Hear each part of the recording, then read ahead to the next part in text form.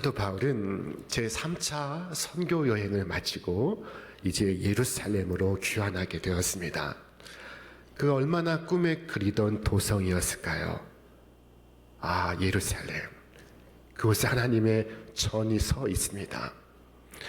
사도 바울과 일행은 예루살렘에 마침내 도착하게 되었습니다. 그들은 예루살렘에 도착한 후에 제일 먼저 야고보를 방문합니다. 여기서 야고보는 주님의 제자 야고보가 아니라 주님의 동생 야고보입니다. 예수님께서 성령으로 잉태되신 이후에 마리아와 요셉은 첫 번째 아기를 낳습니다. 그 아기가 바로 야고보입니다. 성경 야고보서의 기록자입니다. 베드로가 떠난 예루살렘 교회, 야고보는 담임 목사님이 되어 있었습니다. 바울은 야고보에게 그간의 모든 일어났던 일들을 보고합니다. 바울이 무난하고 하나님이 자기의 사역으로 말미암아 이방 가운데서 하신 일을 낱낱이 말하나니. 자, 우리는 이 짧은 한 문장에서 대단히 중요한 사실을 발견할 수가 있습니다. 자, 바울은 자신이 행한 것을 보고하지 않습니다. 바울은 자신이 어떻게 했는지를 보고하지 않고 있습니다. 바울은 하나님이 행하신 일을 보고하고 있습니다. 하나님께서 어떻게 행하셨으며 어떻게 교회를 세우셨는지를 보고하고 있습니다. 바울의 이 보고 속에 주어는 하나님이십니다. 하나님이 자기의 사역으로 말미암아 이방 가운데서 행하신 일을 그는 낱낱이 말하고 있었습니다. 바울 자신은 하나님의 도구에 불과하며 이를 행하시는 분은 하나님이시라는 사실을 그는 보고하고 있었습니다. 자신이 한 것이 아닙니다. 하나님이 하신 것입니다. 자, 바울은 여러 해 동안 전도 여행을 다녔습니다. 그는 많은 수고를 했습니다. 많은 희생을 했습니다. 때로 죽을 고비를 여러 번 넘겼습니다. 그리고 돌아와 하나님께서 하셨습니다. 하나님께서 이루셨습니다. 이렇게 보고를 하고 있습니다. 오직 하나님께서 하신 것입니다. 모든 것이 그 시작과 그 진행과 그 결과를 하나님께서 하시는 것입니다. 그러나 그럼에도 불구하고 잊지 말아야 할 것은 나의 수고가 동반된다는 것입니다. 나의 헌신이 필요합니다. 나의 노력이 필요합니다. 나의 희생이 필요합니다. 여러분 잘 아시는 것처럼 예수님께서는 물고기 2마리, 보리떡 5개로 5,000명을 먹이시고 12바구니를 거두시는 이적을 행하셨습니다. 자, 주님께서 행하신 이적이었습니다. 그러나 어린아이가 예수님께 물고기 2마리, 보리떡 5개를 드렸기에 그것을 통하여 역사하신 것입니다. 아이도 도시락을 내놓으면 점심을 굶어야 하는 희생을 감수해야 합니다. 점심을 굶는 고통을 감내하지 않으면 할 수가 없는 일입니다. 대부분의 사람들에겐 이 오병이어가 오병이어에 불과할 것입니다. 그러나 주님께 오병이어를 드린 이 어린아이에게 오병이어는 하나님의 역사하심의 증거가 되고 있습니다. 그날 아이는 자신의 작은 헌신으로 5,000명을 먹이는 기적의 주역이 되었습니다. 하나님이 이렇게 우리의 봉사를 통해 우리의 섬김을 통해 당신의 기뻐하시는 뜻을 이루십니다. 오늘도 하나님께서 여러분의 봉사를 통하여 여러분의 섬김을 통하여 당신의 기뻐하시는 뜻을 이루시기를 주님의 이름으로 축원합니다.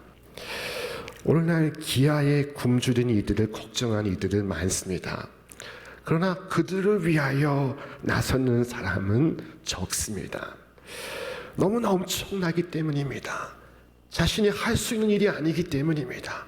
자신이 할 수 있는 일의 범주를 벗어난 일이기 때문입니다. 자, 그러나 여러분이 하실 수 있는 것을 하십시오. 하나님이 하실 수 있는 것을 하실 것입니다. 여러분은 가능한 것을 하십시오. 하나님은 불가능한 것을 하실 것입니다. 하나님 오늘도 우리를 통하여 당신의 뜻을 이루시고 당신의 역사를 이루어 가시고 있습니다. 여러분, 하나님은 아무 목적 없이 자기 백성에게 은혜와 선물을 베푸시는 일이 없으십니다. 명석하고 머리가 총명하신 분이 있으니까 하나님을 위한 것임을 생각하시기를 바랍니다. 유창한 웅변과 언변에 재능이 있으신 분이 있으니까 하나님을 위하여 사용하십시오. 하나님께서 당신의 목적을 위하여 주시는 재능입니다. 하나님이 여러분을 선택하신 것은 하나님의 목적을 위함입니다. 여러분이 가진 모든 은사와 받은 모든 은혜는 하나님의 목적을 위한 것임을 기억하시기를 바랍니다. 강하고 순수한 믿음을 가졌으니까, 뜨거운 열정을 가졌으니까, 타오르는 사랑을 가졌으니까, 하나님의 은사들 중 어느 것을 가졌으니까 하나님의 목적을 위하여 사용하십시오. 하나님은 그것을 당신의 목적을 위하여 주신 것입니다. 자, 바울의 그 다음 보고의 내용은 하나님께서 이방 가운데서 행하신 일입니다. 역사하신 일입니다.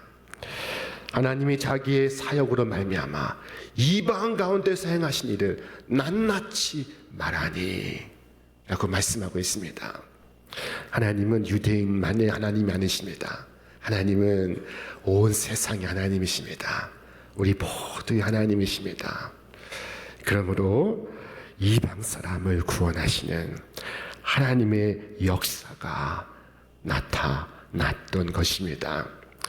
그러나 유대 사람들의 편견으로 볼 때는 이것은 달갑지 않은 소식입니다. 자신들이 믿는 하나님이요, 자신들이 섬기는 주이신데 왜 이방 사람들이 믿어서 이 야단 법석이냐?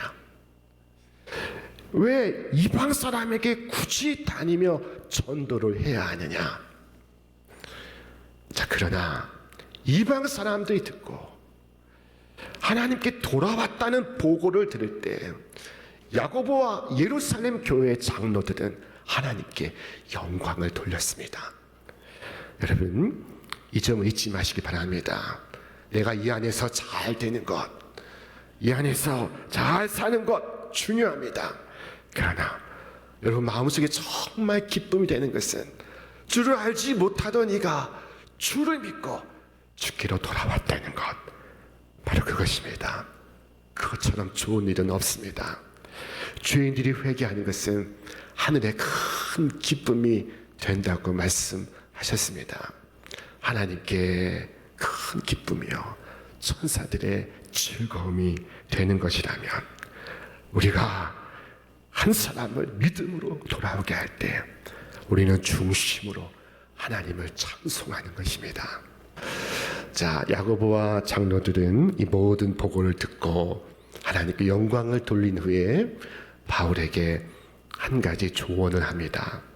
지금 바울을 둘러싼 오해와 억측이 있습니다. 바울에 대한 거짓 소문이 돌고 있습니다.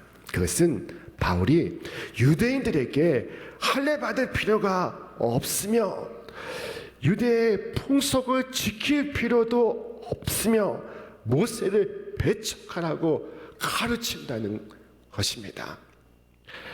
이것은 오해의 억측입니다. 바울이 했던 말은 이것입니다.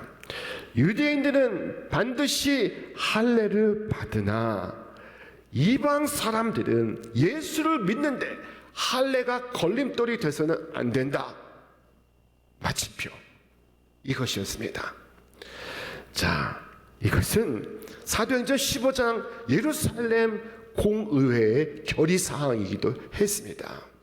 그런데 이 메시지가 어떻게 잘못되어서 바울이 유대 사람들에게 더 이상 할례 받을 필요 없으며 유대의 풍속을 지킬 필요도 없고 모세도 배척을 해야 한다고 가르친다는 것입니다.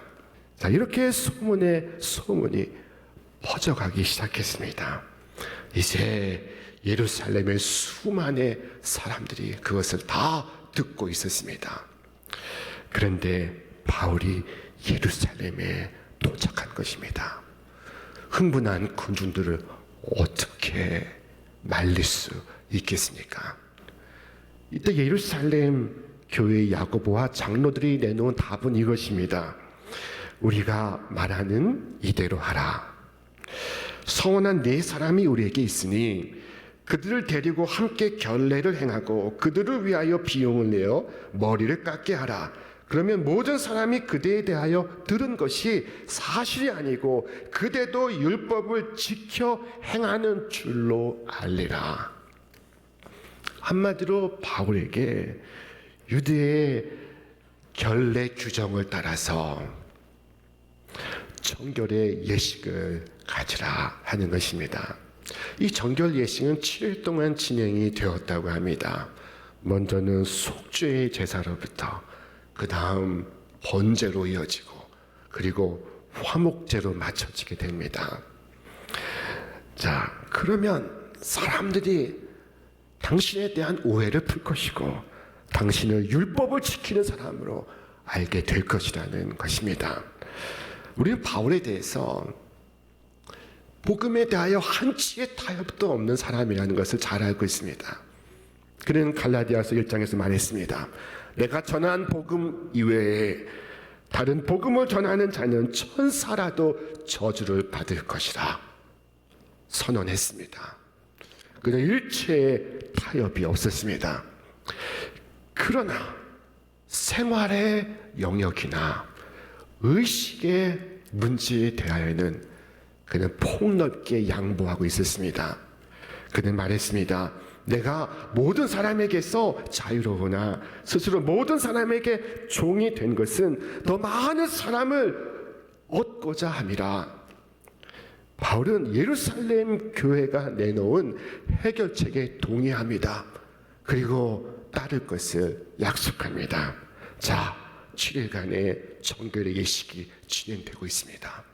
그런데 이 모든 예식이 마쳐지는 어느 날 한 소동이 시작되게 되었습니다. 이 소동은 에베소에서 온 유대인들이 일으키는 소동이었습니다. 바울은 이 에베소 지역, 넓게는 소아시아에서 설교할 때 지속적으로 그를 따라다니며 회방하고 방해하고 쫓아내며 심지어 돌로 머리를 쳐서 실신 상태에 빠뜨리기도 했던 이들이 있었습니다.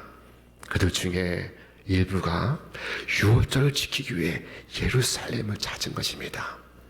그들이 바울을 보게 되었습니다. 그리고 군중들을 선동합니다. 여러분, 뭐라고 선동하는지 한번 보시겠습니까? 외치되 이스라엘 사람들아 도우라. 이 사람은 각처에서 우리 백성과 율법과 이곳을 비방하여 모든 사람을 가르치는 그 자인데 또 헬라인을 데리고 성전에 들어가서 이 거룩한 곳을 더럽혔다. 이것은 사실이 아닙니다. 이것은 진실이 아닙니다. 당시 유대법은 이방인이 성전 안뜰에 들어가는 것을 금하고 있었습니다. 그런데 바울이 이방인을 데리고 성전 안뜰에 들어갔다는 것입니다. 바울은 물론 그렇게 한 일이 없었습니다. 이방 사람을 데리고 성전 안으로 들어간 일이 없었습니다. 그러나 흥분한 군중들은 바울을 붙들었습니다. 자, 군중들은 참과 거짓을 식별하지 않습니다. 군중들은 선동하는 자의 선동에 반응합니다. 마귀는 군중들의 이 심리를 자주 이용해 왔습니다. 군중들이 바울을 붙들었습니다. 그를 죽이려고 끌고 나아갑니다. 우리 함께 말씀을 읽겠습니다. 온 성이 소동하여 백성이 달려와 모여 바울을 잡아 성전 밖으로 끌고 나가니 문들이 곧 닫히더라. 얼마나 기가 막힌 일입니까? 하나님의 전에서 하나님의 사람을 끌어내고 그리고 문을 닫습니다.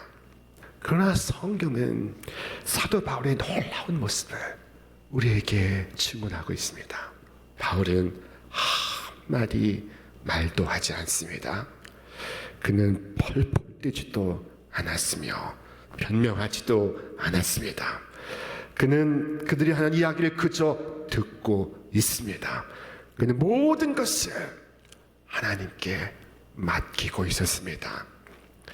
지금까지 하나님께서 인도하신 것처럼 앞으로도 하나님께서 인도하실 것입니다. 그러므로 그는 유대인들과 싸우려 하지 않습니다. 앞서 바울은 하나님께서 이끌어 가신 그의 선교의 사역을 보고했습니다.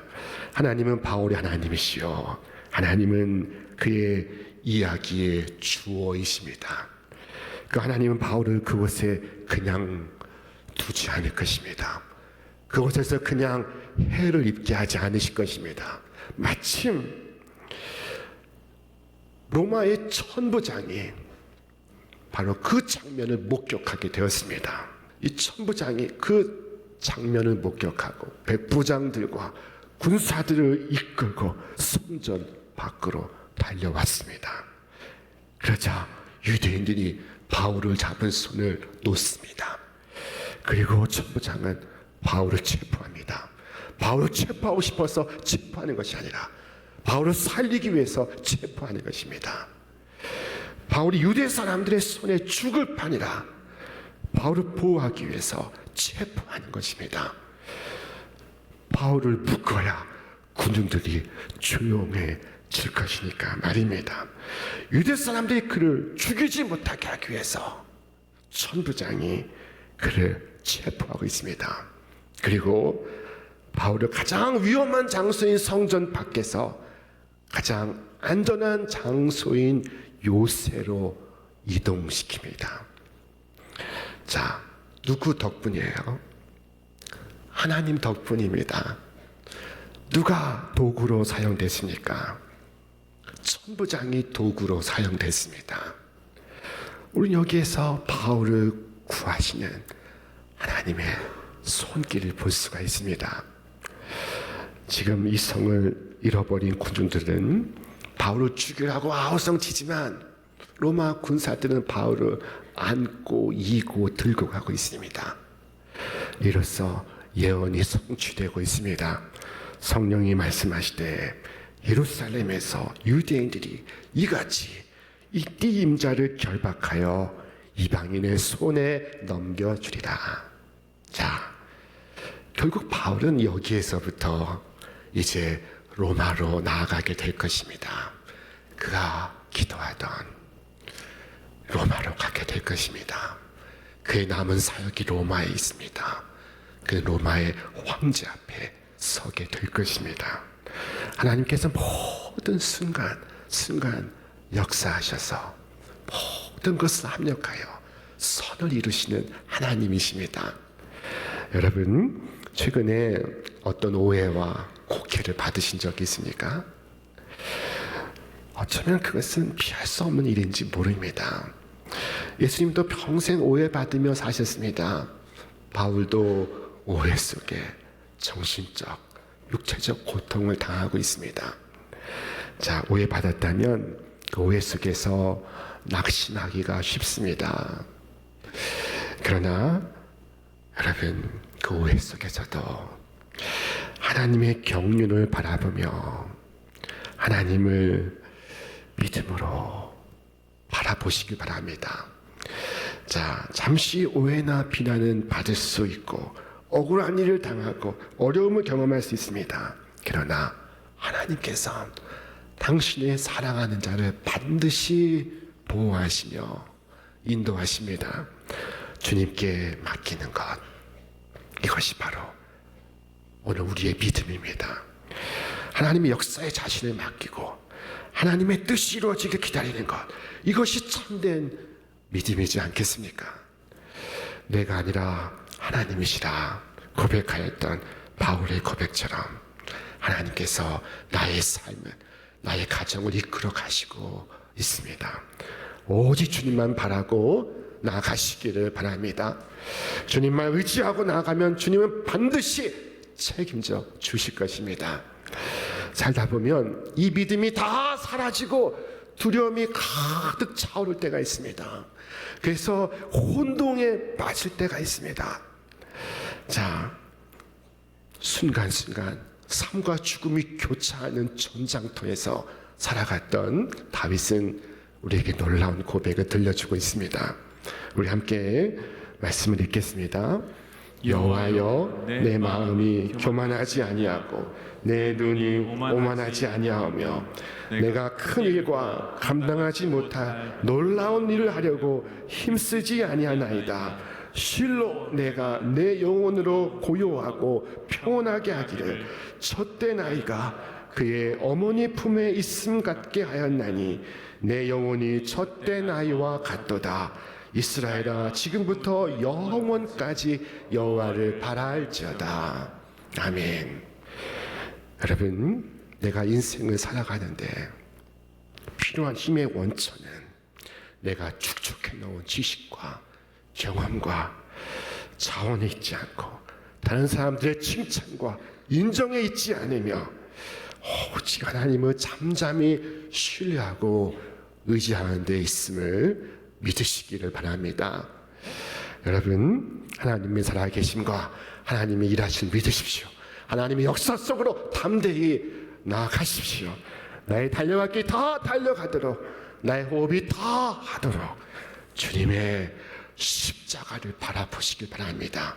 이 십자가는 하나님의 언약입니다. 목숨을 걸고 나를 지키신다는 하나님의 약속입니다.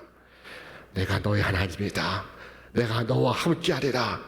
주 예수께서 두 팔을 벌려 당신의 언약 속으로 우리를 초대하시고 계십니다. 여러분, 이 언약 가운데 머무시기를 축원합니다. 주님의 언약 안에서 여러분의 오늘의 삶의 이야기가, 여러분의 역사가 주님의 이야기가 되고 주님의 역사가 되기를 주님의 이름으로 축원합니다. 축원합니다.